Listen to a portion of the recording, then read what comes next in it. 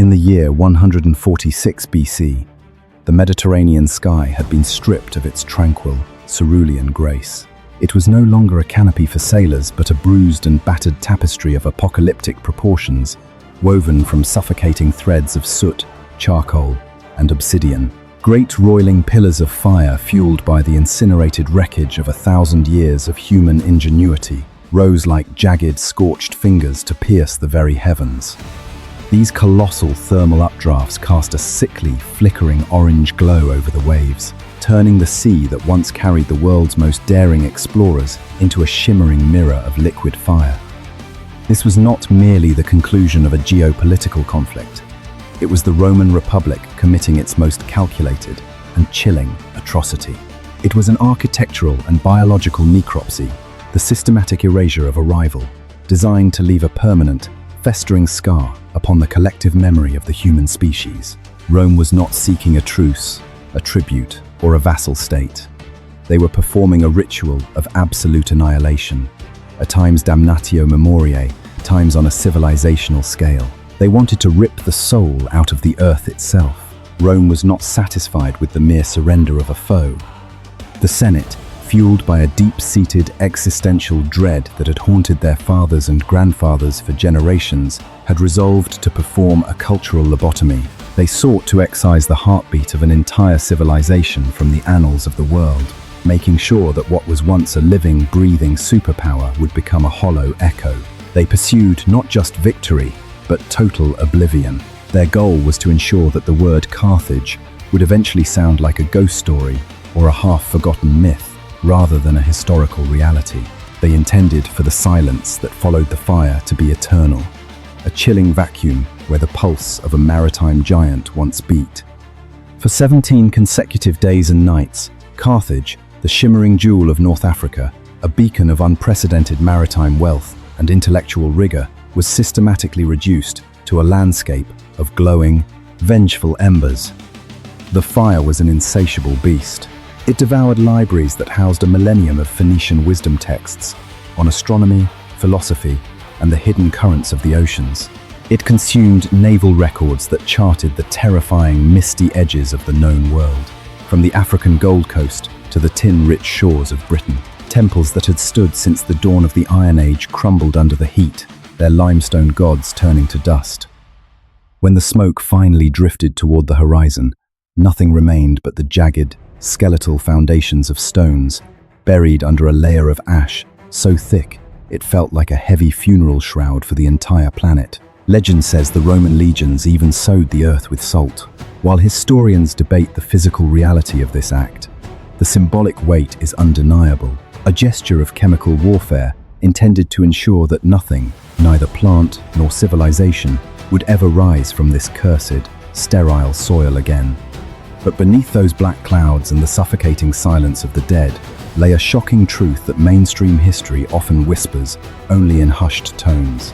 To ascend as the world's greatest empire, Rome was forced to cannibalize the soul of the very enemy it loathed. The Romans observed, they imitated, and eventually they stepped into the hollowed-out shell of Carthage's identity. The legacy of that annihilated city still breathes within the lungs of our modern world, hiding in plain sight within the financial systems, naval structures, and agricultural techniques we take for granted every day. Does a city truly vanish when it is razed, or does it execute a reverse invasion of the victor's mind? Did Rome truly win, or have they spent the last 2 millennia masking a silent, cultural defeat? Let us peel back the blood-stained parchment of history.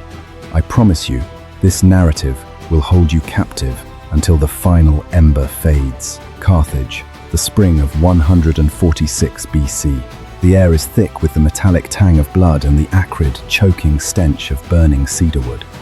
Roman legions move through the ruins with a frenzied mechanical precision. Their iron-studded sandals crunch over charred bone and fragments of priceless painted pottery. They are working with a dark fervor, tearing down walls and smashing monuments, desperate to erase a civilization that once made their ancestors tremble in their beds. But before the flames consume the last of the evidence, travel back with me. Imagine yourself standing in the heart of the greatest metropolis of antiquity, at its absolute, breathtaking zenith. Can you believe it? This was the city that robbed Roman senators of their sleep for generations. A place that single-handedly redefined the concepts of global trade and total war. Imagine you are a merchant from distant Sicily, your ship slicing through the white foam of the Mediterranean as you approach the most famous skyline of the ancient world. What is the first thing you see? A gargantuan wall of white limestone, towering like a man-made mountain range, reflecting the fierce African sun with a brilliance that forces you to squint. But that wall was merely the protective skin of an economic leviathan, a city built on the audacity and desperation of its founders. Rewind further to 814 BC. The story begins not with a conqueror, but with a woman of extraordinary iron and intellect. The Phoenician princess Elissa, later immortalized in Virgil's poetry, as Dido was fleeing for her life from the city of Tyre. Her brother, King Pygmalion, had murdered her husband in cold blood to seize his mountain of gold. Elissa did not just flee, she outmaneuvered him with the grace of a grandmaster. She gathered the loyalist elite, loaded her ships with the royal treasury under the king's very nose, and sailed into the unknown west, seeking a horizon where her brother's greed could not find her. She landed on a triangular peninsula on the North African coast, a strategic masterpiece of geography that controlled the vital artery between Africa and Sicily. Legend tells us the local Berber king, Earbas, looked at this refugee woman and mockingly offered her only as much land as a single ox hide could cover. Elissa smiled, her intellect sharper than any Roman blade. Only as much as an ox hide? Very well, I accept your terms. She ordered her followers to cut the hide into strips as thin as thread, then tied them together to encircle an entire massive hilltop. This became the Bursa, the citadel and heart of Carthage. She named the city times Carthage, times the new city. To protect her people's independence from a forced political marriage to Earbas, she eventually chose to immolate herself on a sacred pyre, transforming herself into a martyr goddess. The founder died, but her city exploded into life. Within 2 short centuries, Carthage had extended its tentacles to control half the known sea, creating a commercial empire that dwarfed anything the world had ever seen. Their fleets knew no boundaries. They bypassed the Pillars of Hercules, charting the wild Atlantic coast of Africa, and even docked at the misty, rain-swept tin mines of Britain, places the Romans still believed were myths or the edge of a flat earth. But the true miracle wasn't at the horizon. It was in their home port. Watch as your ship glides through a narrow channel, barely 20 meters wide. On either side, massive iron chains wait to be hoisted, ready to slam the door on the world at a moment's notice. Inside lies a vast rectangular civilian harbor, where hundreds of cranes groan under the weight of global commerce. The air is a cacophony of Punic, Greek, and Egyptian dialects. The scent of salted fish, aromatic cedarwood, and the pungent, expensive aroma of premium times garum times sauce hangs heavy in the breeze. Yet, to the south of this bustling market, lay a wall so high, it guarded a secret the entire world craved to see. This was the times Cothan times the most advanced naval installation on the planet.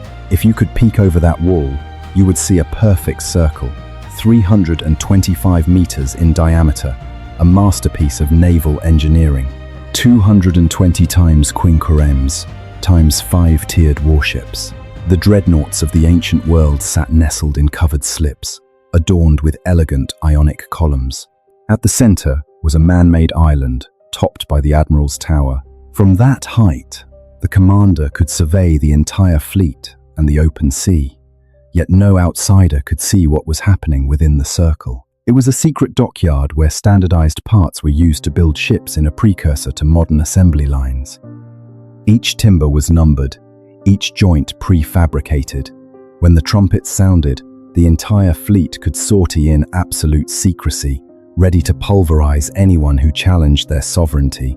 It was this naval nightmare that forced Rome originally, a landlocked nation of humble farmers, to transform itself into a naval superpower just to survive. But the most terrifying defense lay to the west, where the peninsula met the mainland. Imagine a multi-layered defensive system of staggering proportions. First, a dry moat over 20 meters wide, Next, a palisade of sharpened stakes and a secondary trench. Finally, the Great Wall, 14 meters high and 10 meters thick, wider than a modern 4-lane highway. Even more incredible was what lived, times inside, times those vaulted walls. It was a living fortress. The lower level housed 300 massive war elephants, the biological tanks of antiquity. Above them were stables for 4,000 horses, and the top tier served as barracks for 20,000 elite infantry. This wall wasn't just stone, it was a sleeping army, waiting for a whisper to wake it. Carthage did not lack for gold, and they used it to purchase the most lethal warriors on earth. Numidian cavalry, who rode without saddles like desert ghosts, Iberian swordsmen wielding the times falcata, times a blade capable of splitting a Roman shield in two, and Balearic slingers who could shatter a bronze helmet from 200 meters away with a well-aimed stone. At the core of this army stood the Times, Holy Battalion, times 2,000, 500 young aristocrats of Carthage. They wore polished bronze breastplates, Thracian helmets, and capes dyed in the priceless Tyrian purple. In 341 BC, at the river Krimisos, they were ambushed during a violent storm. When their generals suggested a retreat to save the nobility, these young men roared, "A Carthaginian never turns his back on the enemy." They fought until the last man drowned in the rising mud, choosing to die in their purple finery rather than live in the shadow of disgrace. In Carthage, wealth wasn't just for show, it was the ultimate price of responsibility. The great philosopher, Aristotle, usually dismissive of anyone who didn't speak Greek, devoted an entire chapter of his Times, Politics Times, to praising Carthage. He was stunned by the stability of their constitution. No tyrants, no civil wars for centuries. Power was balanced between 2 times Sophetes times judges and a senate of the wealthy. Most unique was the council of 104 judges who scrutinized the performance of generals with terrifying severity. A Carthaginian general returning from defeat didn't just face criticism, he often faced crucifixion. They fought with a knife at their throats, held by their own masters. This created a culture of high-stakes precision and brutal accountability. The engine of this entire system was, quite simply, money. Carthage was a times plutocracy, times a government of the wealthy, by the wealthy, and the ultimate symbol of that wealth was Tyrian purple.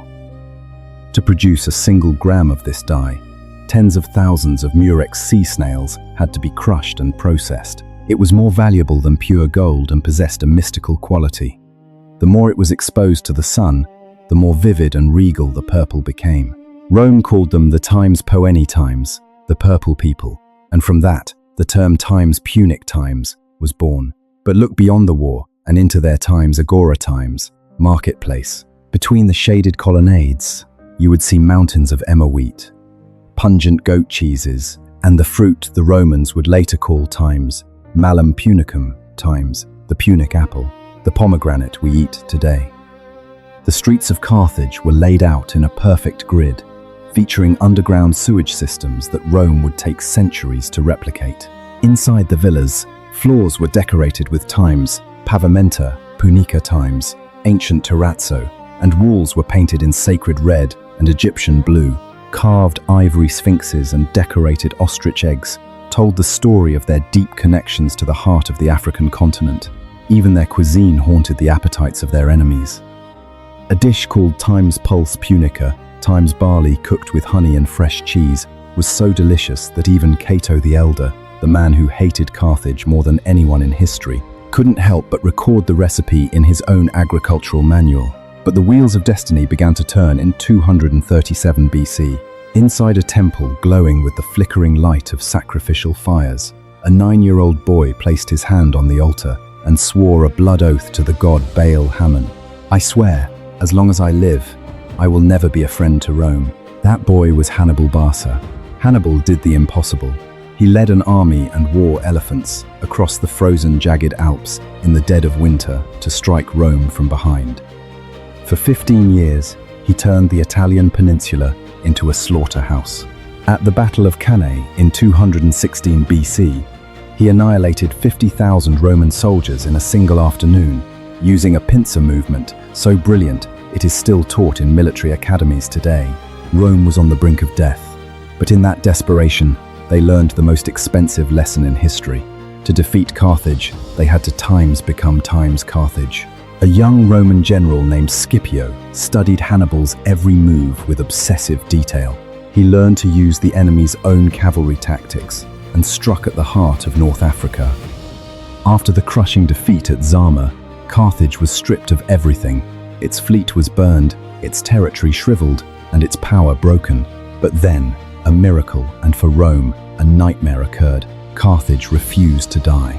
They reinvented themselves through agriculture. Using the 28 volumes of technical brilliance written by the Punic scholar Margo, they turned the desert into golden fields of grain and lush olive groves, paying off their massive war debts to Rome decades ahead of schedule. This miraculous resurrection terrified Senator Cato. Every time he finished a speech, no matter the topic, be it taxes, bridge repairs, or local disputes, he would roar, "Carthago delenda est." Carthage must be destroyed. Rome eventually manufactured a hollow, legalistic excuse for war. In 149 BC, they sent 84,000 troops to finish what their grandfathers had started. Cornered like a wounded lion, the entire city of Carthage transformed into a colossal factory. The women of Carthage famously sheared off their long hair to be woven into bowstrings for catapults.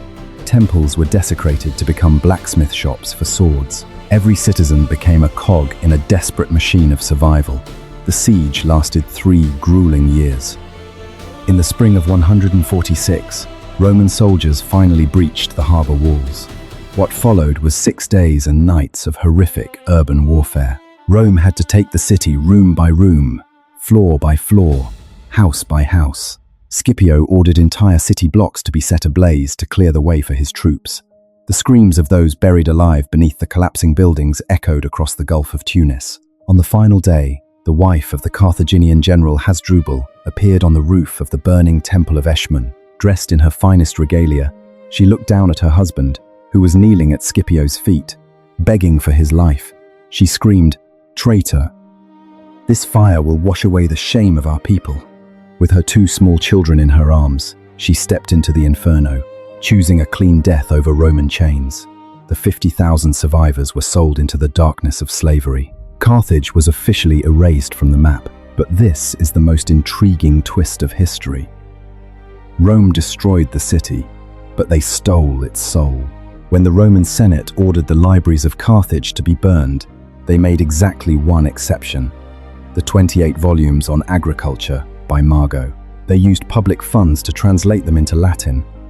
Within a generation, the entire agricultural economy of the Roman Empire, the very foundation of its stability, was being run on Carthaginian expertise. They killed the Spanish blacksmiths who worked for Carthage, but they forced the survivors to forge the times gladius, times the very sword that allowed Rome to conquer the world. They destroyed the pomegranate orchards, but they brought the seeds back to Italy to plant them in their own soil. They adopted Punic methods of large-scale estate management and maritime logistics. Rome burned Carthage to its foundations, but they built their empire on the intellectual and physical foundations of the defeated. Rome didn't just win. Rome swallowed Carthage to become a greater entity. The Roman Empire was, in many ways, the Carthage of the North, utilizing the very systems they tried to incinerate. As the final embers of Carthage flickered out after 17 days of horror, no Roman soldier standing there could have guessed they were witnessing the birth of a legacy greater than their victory.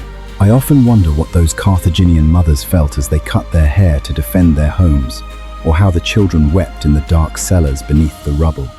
That pain and that resilience are what make history feel alive and human. The true perspective we must grasp is this: Carthage never really died. It is immortal in every pomegranate you eat, in every irrigation technique we still employ, and in every lesson of military strategy we study. Rome won the battlefield with iron, but Carthage won the flow of history through intellect and culture. It is a bitter irony. The victor ended up being the caretaker of the legacy belonging to the people they tried so hard to erase. This story serves as a reminder. Real power doesn't lie in destroying an opponent, but in the humility to learn from them. Carthage teaches us about innovation, grit, and the danger of success. Rome reminds us that hatred can transform us into the very thing we despise. In today's volatile world, when we witness fierce competition, remember, Carthage, remember that sometimes your greatest enemy is your greatest teacher.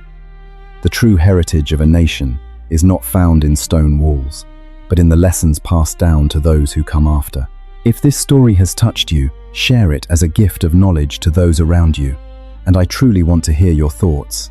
If Carthage had not been destroyed, how do you think our world would look today? And which ancient city should we explore next?